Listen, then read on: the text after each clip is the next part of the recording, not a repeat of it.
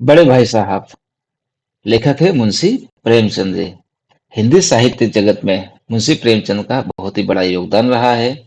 इनके जन्म की बात की जाए तो उत्तर प्रदेश के वाराणसी जिले में लमही नामक गांव में 31 जुलाई 1880 को हुआ था और इनकी मृत्यु उत्तर प्रदेश के वाराणसी में ही 56 साल की उम्र में 8 अक्टूबर 1936 को हुई थी। वे एक अध्यापक थे, लेखक एवं पत्रकार के रूप में भी इन्होंने कार्य किया था। मुंशी प्रेमचंद जी कहानी एवं उपन्यास के लिए बहुत ही प्रख्यात हुए हैं। इनका जो लेखनी का जो मुख्य विषय था, सामाजिक एवं कृषि जीवन अर्थात किसानों से संबंधित। इनकी जो प्रमुख रचनाएं हुई हैं, गोदान, कर्मभूमि, रंगभूमि, सेवा सदन, निर्मला और मानसरोवर। तो इस प्रकार की इनकी रचनाएं हैं। लेकिन आज जो हम पाठ पढ़ने जा रहे हैं, उस पाठ का नाम है बड़े भाई साहब। मेरे भाई साहब मुझसे 5 साल बड़े, लेकिन केवल 3 दर्जे आगे। दर्जा अर्थात कक्षा। उन्होंने भी उसी उम्र में ही पढ़ना शुरू किया था जब मैंने शुरू किया था, लेकिन तालीम जैसे महत्व के मामले में वह जल्दबाजी से काम लेना पसंद न करते थे। इस भवन की बुनियाद खूब मजबूत डालना चाहते थे, जिस पर आलीशान महल बन सके। 1 साल का काम 2 साल में करते थे, कभी कभी 3 साल भी लग जाते थे। बुनियाद की पुख्ता न हो तो मकान कैसे पायेदार बने। मैं छोटा था, वह बड़े थे। मेरी उम्र 9 साल की थी, वह 14 साल के थे। उन्हें मेरी तंबीह और निगरानी। तंबीह का अर्थ होता है डांट डपट कर, और निगरानी अर्थात देख रेख करके पूरा और जन्मसिद्ध अधिकार था। और मेरी शालीनता अर्थात समझदारी इसी में थी कि उनके हुक्म को कानून समझूं, अर्थात जो वे कहे उसे मैं प्रेम पूर्वक मानूं। वो स्वभाव से बड़े अध्ययनशील थे। हर कदम किताब खोले बैठे रहते हैं, अर्थात हरदम पढ़ते रहते हैं। और शायद दिमाग को आराम देने के लिए कभी कभी कॉपी पर तो कभी किताब पे हाशियों पर चिड़ियों, कुत्तों, बिल्लियों की तस्वीरें बनाया करते थे। तो कभी कभी एक ही नाम या शब्द या वाक्य 10-20 बार लिख डालते। कभी एक शेर को बार बार सुनकर अक्षरों में नकल करते हैं। कभी ऐसी शब्द रचना करते जिसने न कोई अर्थ होता, न कोई सामंजस्य अर्थात कोई तालमेल। हकीकत में मसलन उदाहरण तो एक बार उनकी कॉपी पर मैंने यह इबारत अर्थात एक लेख देखी। स्पेशल अमीना, भाइयों भाइयों, दरअसल भाई भाई, राधेश्याम, श्रीयुत राधेश्याम। 1 घंटे तक इसके बाद एक आदमी का चेहरा बना हुआ था। मैं बहुत कोशिश तथा चेष्टा की कि इस पहेली का कोई अर्थ निकालूं, लेकिन मैं असफल रहा और उनसे पूछने का साहस न हुआ। वह 9वीं जमात में थे और मैं 5वीं, अर्थात वे 9वीं कक्षा में थे और मैं 5वीं कक्षा में। उनकी रचनाओं को समझना मेरे लिए छोटा मुंह बड़ी बात थी। छोटा मुंह बड़ी बात, ये एक मुहावरा है। मेरा जी पढ़ने में बिल्कुल न लगता था। 1 घंटा भी किताब लेकर बैठना पहाड़ सा था। मौका पाते ही हॉस्टल से निकलकर मैदान में आ जाता और कभी कंकरियां उछालता, कभी कागज की तितलियां उड़ाता और कभी कहीं कोई साथी मिल गया तो पूछना ही क्या। कभी चार दीवारी पर चढ़कर नीचे कूदते रहते, कभी फाटक पर सवार उसके आगे पीछे चलते हुए मोटर कार का आनंद उठाते रहते। लेकिन कमरे में आते ही भाई साहब का रौद्र रूप देखकर प्राण सूख जाते। उनका पहला सवाल होता, कहाँ थे? हमेशा यही सवाल इसी ध्वनि में पूछा जाता था और इसका जवाब मेरे पास केवल मौन था। न जाने मुझसे यह बात क्यों न निकलती कि जरा बाहर खेल रहा था। मेरा मौन कह देता था कि मुझे अपना अपराध स्वीकार है और भाई साहब के लिए इसके सिवा और कोई इलाज न था कि स्नेह और रोष से मिले हुए शब्दों से मेरा सत्कार करे। सत्कार था स्वागत। इस तरह अंग्रेजी पढ़ोगे तो जिंदगी भर पढ़ते रहोगे और एक हर्फ न आएगा, हर पढ़ता एक अक्षर न पढ़ना आएगा। अंग्रेजी पढ़ना कोई हंसी खेल नहीं है कि जो चाहे पढ़ ले। नहीं, एरा गेरा नत्थु खेरा सभी अंग्रेजी के विद्वान हो जाते हैं। यहाँ रात दिन आंखें फोड़नी पड़ती है और खून जलाना पड़ता है, तब कहीं यह विधा आती है। और आती क्या है? हाँ, कहने को आ जाती है। बड़े बड़े विद्वान भी शुद्ध अंग्रेजी नहीं लिख सकते हैं, बोलना तो दूर रहा। और मैं कहता हूँ, तुम कितने घोंघा हो कि मुझे देखकर भी सबक नहीं लेते। मैं कितनी मेहनत करता हूँ, तुम अपनी आंखें देख तो अगर नहीं देखते तो यह तुम्हारी आंखों का कसूर है, तुम्हारी बुद्धि का कसूर है। यहाँ शब्द का उपयोग किया गया है घोंघा। आप देख सकते हो ये घोंघा, ये एक प्रकार का जीव होता है जो एक ही जगह चुपचाप पड़ा रहता है। इतने मेले तमाशे होते हैं, मुझे तुमसे कभी देखने जाते देखा है? रोज ही क्रिकेट और हॉकी मैच होते हैं। मैं पास नहीं पटकता, हमेशा पढ़ता रहता हूँ। उस पर भी एक एक दर्जे में दो दो तीन तीन साल पढ़ा रहता हूँ। फिर तुम कैसे आशा करते हो कि तुम यूं खेल कूद के वक्त गंवाकर पास हो जाओगे? मुझे तो 2 ही 3 साल लगते हैं। तुम उम्र भर इतनी दर्जे में पड़े रहने सकोगे? अगर तुम्हें इस तरह उम्र गंवानी है तो बेहतर है घर चले जाओ और मजे से गुल्ली डंडा खेलो। दादा दादी की गाड़ी कमाई के रुपए क्यों बर्बाद करते हो? मैं यह लताड़ सुनकर आंसू बहाने लगता। जवाब ही क्या था? अपराध तो मैंने किया, लताड़ कौन सा है? भाई साहब उपदेश की कला में निपुण थे। ऐसी ऐसी लगती बातें कहते, ऐसे ऐसे सुक्ति बाण चलाते कि मेरे जिगर के टुकड़े टुकड़े हो जाते और हिम्मत न छूट जाती। इस तरह जान तोड़कर मेहनत करने की शक्ति में अपने में न पाता और उस निराशा में जरा देर के लिए मैं सोचने लगता, क्यों न घर चला जाऊं। जो काम मेरे बूते के बाहर है उसमें हाथ डालकर क्यों अपनी जिंदगी खराब करूं।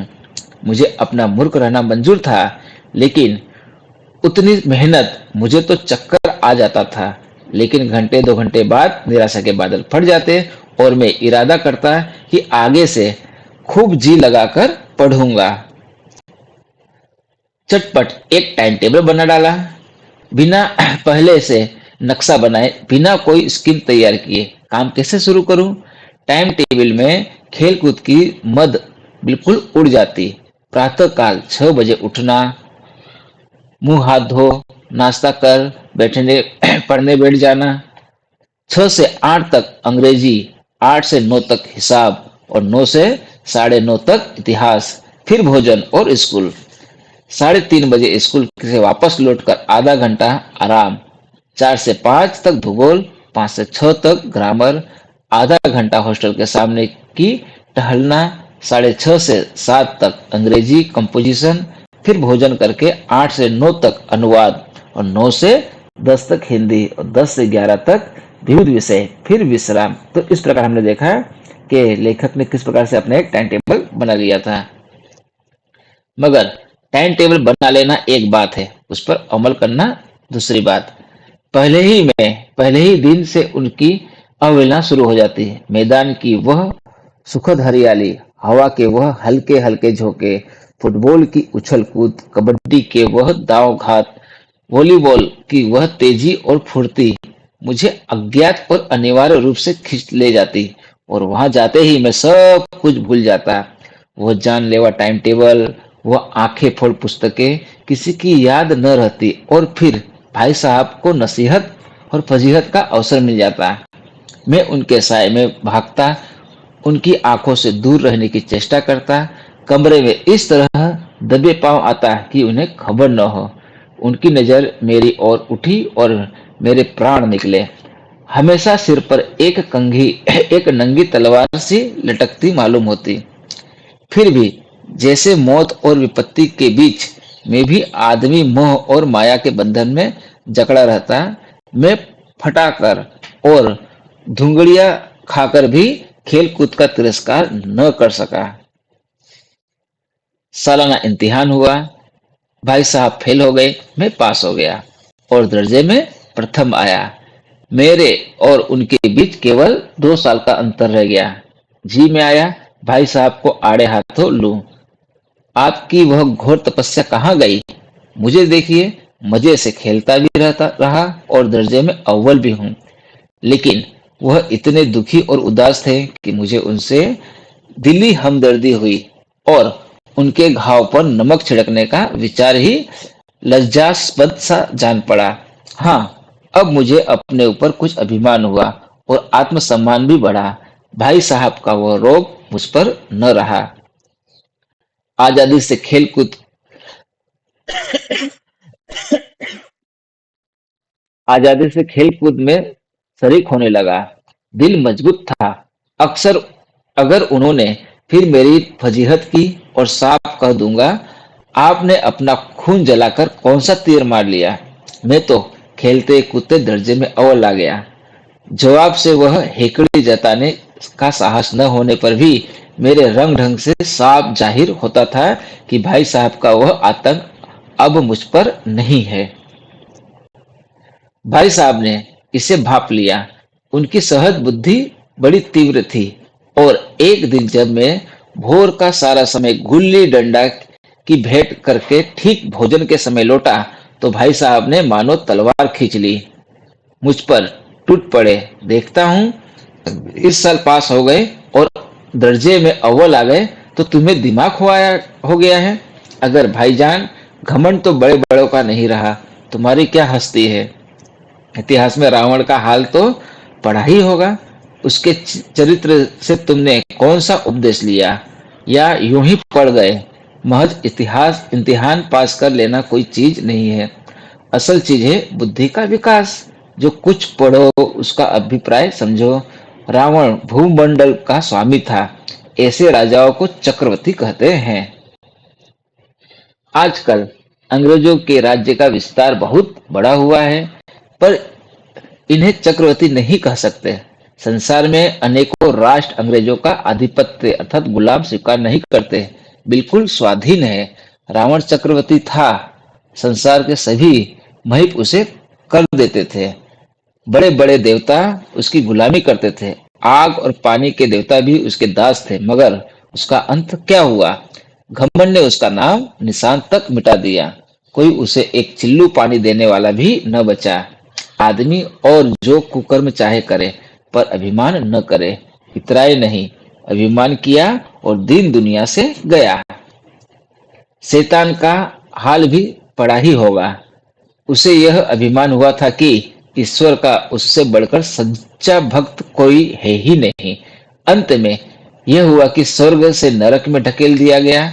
शाही रूम ने भी एक बार अहंकार किया था।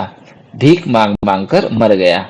तुमने तो अभी केवल एक दर्जा पास किया है और अभी से तुम्हारा सिर फिर गया। तब तो तुम आगे बढ़ चुके। यह समझ लो कि तुम अपनी मेहनत से नहीं पास हुए। अंधे के हाथ बटेर लग गई, मगर बटेर केवल एक बार हाथ लग सकती है, बार बार नहीं। कभी कभी गुल्ली डंडा में भी अंधा लोट निशान पड़ जाता है। उससे कोई सफल खिलाड़ी नहीं हो जाता। सफल खिलाड़ी वह है जिसका कोई निशान खाली न जाए। मेरे फेल होने पर न जाओ। मेरे दर्जे में आओगे तो दांतों पसीना आ जाएगा। जब अलजबरा और केमिस्ट्री के लोहे के चने चबाने पड़ेंगे और इंग्लिस्तान का इतिहास पढ़ना पड़ेगा। बादशाहों के नाम याद रखना आसान नहीं। 8 हेनरी हो गुजरे हैं। कौन सा कांड किस हेनरी के समय हुआ, क्या यह याद कर लेना आसान समझते हो। हेनरी 7वें की जगह हेनरी 8वां लिखा और सब नंबर गायब। सपासट सिफर भी न मिलेगा। सिफर था जीरो। सिफर भी। और किस ख्याल में। दर्जनों तो जेम्स हुए हैं। दर्जनों विलियम। कोडियो चार्ल्स। दिमाग चक्कर खाने लगता है। आंधी रोग हो जाता है। इन अभागों को नाम भी न जुड़ते थे। एक ही नाम के पीछे दोयम सोयम चाहरुम पंचुम लगा दे चले गए। मुझसे पूछते तो 10 लाख नाम बता देता है। और जेमेस्ट्री तो बस खुदा की पनाह। अ ब ज की जगह अ ज ब लिख दिया और सारे नंबर कट गए। कोई इन निर्दयी मुमतहिनों से नहीं पूछता कि आखिर अ ब ज और अ ज ब में क्या फर्क है, और व्यर्थ की बात के लिए क्यों छात्रों का खून करते हो। दाल भात रोटी खाई या भात दाल रोटी खाई, इसमें क्या रखा है। मगर इन परीक्षकों को क्या परवाह, वह तो वही देखते हैं जो पुस्तक में लिखा है। चाहते हैं कि लड़के अक्षर अक्षर रट डालें और इसी रटंत का नाम शिक्षा रख छोड़ा है। और आखिर इन बेसिर पैर की बातों के पढ़ने से क्या फायदा। इस रेखा पर वह लंब गिरा दो तो आधार लंब से दोगुना होगा। पूछिए, इससे प्रयोजन दुगना नहीं चौगुना हो जाए या आधा ही रहे मेरी बला से। लेकिन परीक्षा में पास होना है तो यह सब खुराफात याद करनी पड़ेगी। कह दिया समय की पाबंदी पर एक निबंध लिखो जो 4 पन्नों से कम न हो। अब आप कॉपी सामने खोले, कलम हाथ में लिए उसके नाम को रोइए। कौन नहीं जानता कि समय की पाबंदी बहुत अच्छी बात है। इससे आदमी के जीवन में संशय आ जाता है, दूसरों का उस पर स्नेह होने लगता है और उसके कारोबार में उन्नति होती है। लेकिन इस जरा सी बात पर 4 पन्ने कैसे लिखे। जो बात एक वाक्य में कही जा सके उसे 4 पन्ने में लिखने की जरूरत। मैं तो इसे हिमाकत कहता हूँ। यह तो समय की किफायत नहीं बल्कि उसका दुरुपयोग है कि व्यर्थ में किसी बात को ठूंस दिया। हम चाहते हैं आदमी को जो कुछ कहना हो चटपट कह दे और आपसी राह ले, मगर नहीं, आपको 4 पन्ने रंग वाले पड़ेंगे, चाहे जैसे लिखिए, और पन्ने भी पूरे पुरुष के आकार के। यह छात्रों पर अत्याचार नहीं तो और क्या है। अनर्थ तो यह है कि कहा जाता है संक्षेप में लिखो। समय की पाबंदी पर संक्षेप में एक निबंध लिखो जो 4 पन्नों से कम न हो। ठीक संक्षेप में 4 पन्ने हुए नहीं, शायद 100-200 पन्ने लिखवाते। तेज भी दौड़िए और धीरे भी। है उल्टी बात है या नहीं। बालक भी इतनी सी बात समझ सकता है, लेकिन इन अध्यापकों को इतनी तमीज भी नहीं कि उस पर दावा है कि हम अध्यापक हैं। मेरे दर्जे में आओगे लाला तो ये सारे पापड़ बेलने पड़ेंगे और तब आटे दाल का भाव मालूम होगा। इस दर्जे में अव्वल आ गए हो तो जमीन पर पांव नहीं रखते। इसलिए मेरा कहना मानिए। लाख फेल हो गया हूँ लेकिन तुमसे बड़ा हूँ। संसार का भी मुझे तुमसे कहीं ज्यादा अनुभव है। जो कुछ कहता हूँ उसे निरह बांधिए, नहीं तो पछताइएगा। स्कूल का समय निकट था। नहीं ईश्वर जाने यह उपदेश माला कब समाप्त होती। भोजन आज मुझे निस्वासा लग रहा था। जब पास होने पर यह तिरस्कार हो रहा है तो फेल हो जाने पर तो शायद प्राण ही ले लिए जाएं। भाई साहब ने अपने दर्जे की पढ़ाई का जो भयंकर चित्र खींचा था उसने मुझे भयभीत कर दिया। स्कूल छोड़कर घर नहीं भागा, यही ताज्जुब है। लेकिन इतने तिरस्कार पर भी पुस्तकों को मैं मेरी अरुचि ज्यों की त्यों बनी रही। खेल कूद का कोई अवसर हाथ में न जाने देता। पढ़ता भी मगर बहुत कम, बस इतना कि रोज का टास्क पूरा हो जाए और दर्जे में जलील न होना पड़े। अपने ऊपर जो विश्वास पैदा हुआ था वह फिर लुप्त हो गया और फिर चोरों का सा जीवन काटने लगा। फिर सालाना इम्तिहान हुआ और कुछ ऐसा संयोग हुआ कि मैं फिर पास हुआ और भाई साहब फिर फेल हो गए। मैंने बहुत मेहनत न की पर न जाने कैसे दर्जे में अव्वल आ गया।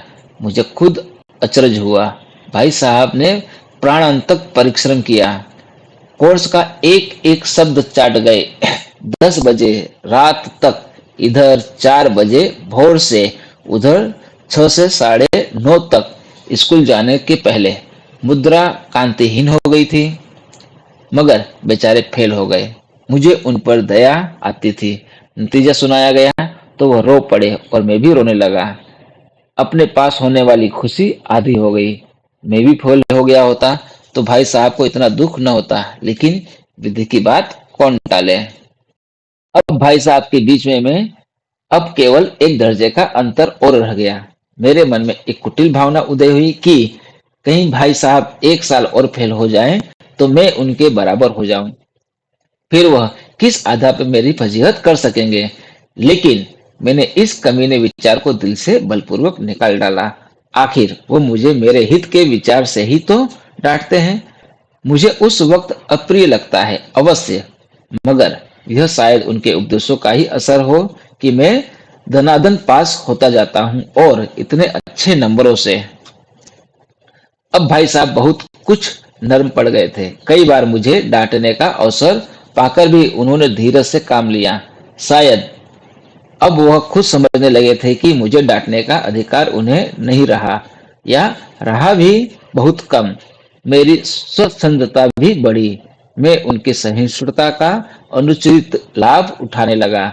मुझे कुछ ऐसी धारणा हुई कि मैं तो पास ही हो जाऊंगा।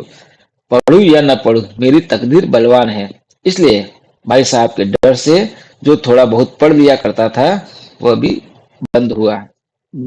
मुझे कन कौवे उड़ाने का नया शौक पैदा हो गया था और अब सारा समय पतंगबाजी की ही भेंट होता था। फिर भी मैं भाई साहब का अदब करता था और उनकी नजर बचाकर कन कौवे उड़ाता था। मांझा लेना, कन्ने बांधना, पतंग टूर्नामेंट की तैयारी आदि समस्याएं अब गुप्त रूप से हल की जाती थी। मैं भाई साहब को यह संदेश न करने देना चाहता था कि उनका सम्मान और लिहाज मेरी नजरों में कम हो गया है। एक दिन संध्या समय हॉस्टल से दूर में एक कनकौवे लूटने बेतहाशा दौड़ा जा रहा था। आंखें आसमान की ओर थी और मन उस आकाशमयी पथिक की ओर जो मंद गति से झूमता पतंग की ओर चला जा रहा था, मानो कोई आत्मा स्वर्ग से निकलकर विरक्त मन से नए संस्कार ग्रहण करने जा रही हो। बालकों की एक पूरी सेना लग्गे और झाड़दार बांस लिए उनका स्वागत करने को दौड़ी आ रही थी। किसी को अपने आगे पीछे की खबर न थी। सभी मानो उस पतंग के साथ ही आकाश में उड़ रहे थे, जहां सब कुछ समतल है। न मोटर कारें हैं, न ट्राम, न गाड़ियां। सहसा भाई साहब ने मेरी मुठभेड़ हो गई, जो शायद बाजार से लौट रहे थे।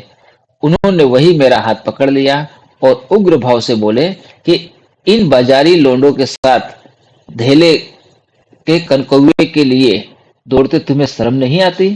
तुम्हें इसका भी कुछ लिहाज नहीं कि अब नीची जमात में नहीं हो, बल्कि 8वीं जमात में आ गए हो और मुझसे केवल एक दर्जा नीचे हो।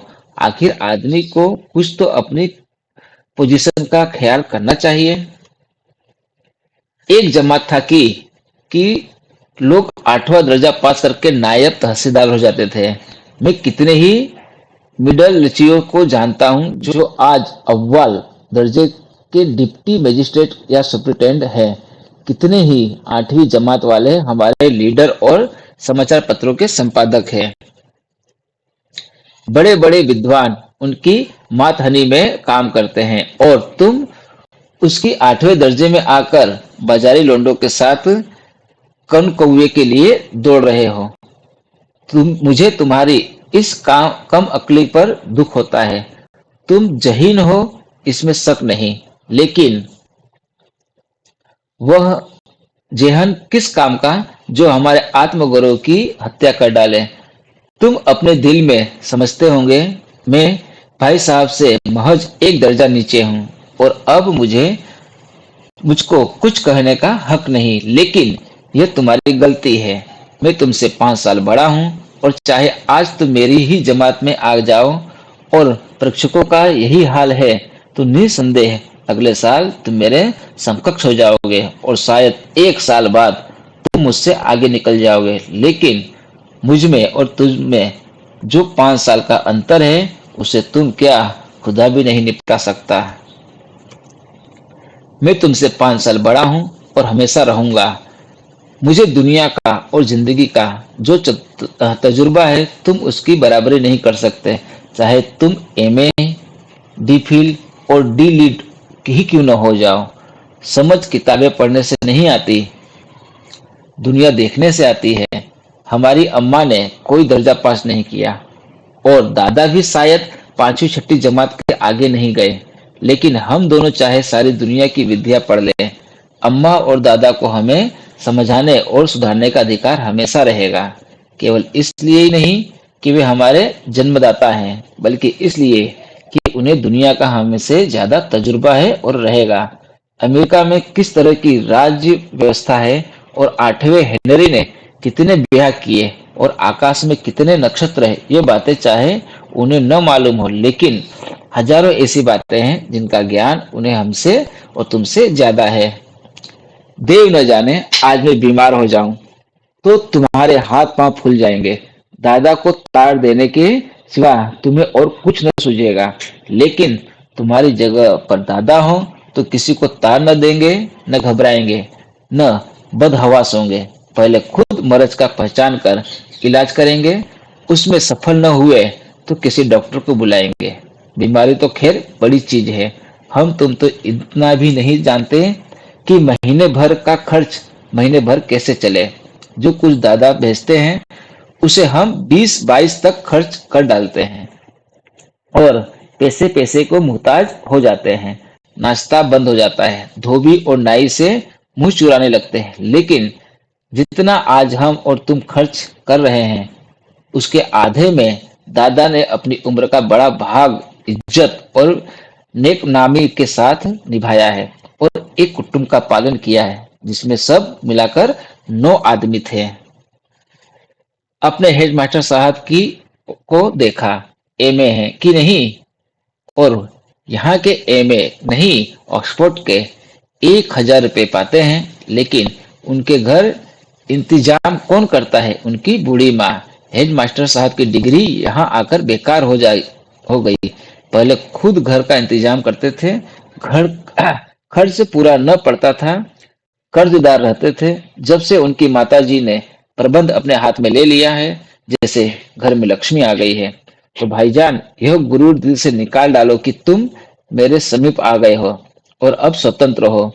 मेरे देखते तुम बेराह न चलने पाओगे। अगर तुम यूं न मानोगे तो मैं थप्पड़ दिखाकर इसका प्रयोग भी कर सकता हूँ। मैं जानता हूँ तुम्हें मेरी बातें चहल लग रही है। मैं उनकी बस नई युक्ति से नतमस्तक हो गया। मुझे आज सचमुच अपनी लघुता का अनुभव हुआ और भाई साहब के प्रति मेरे मन में श्रद्धा उत्पन्न हुई। मैंने सजल आंखों से कहा, हरगिज नहीं, आप जो कुछ फरमा रहे हैं वो बिल्कुल सच है और आपको कहने का अधिकार है। भाई साहब ने मुझे गले लगा लिया और बोले, मैं कनकवी उड़ाने को मना नहीं करता, मेरा जी भी ललचाता है, लेकिन क्या करूं, खुद बेराह चलूं तो तुम्हारी रक्षा कैसे करूं? यह कर्तव्य भी मेरे सिर पर है। संयोग से उसी वक्त एक कटा हुआ कौवा हमारे ऊपर से गुजरा। उसकी ओर लटक रही थी लड़कों को एक गोल पीछे पीछे दौड़ा चला जाता था। भाई साहब लंबे ही हैं, उछलकर उसकी डोर पकड़ ली और बेतहाशा हॉस्टल की तरफ दौड़े। मैं पीछे पीछे दौड़ रहा था। अब मिलते हैं एक नई वीडियो के साथ।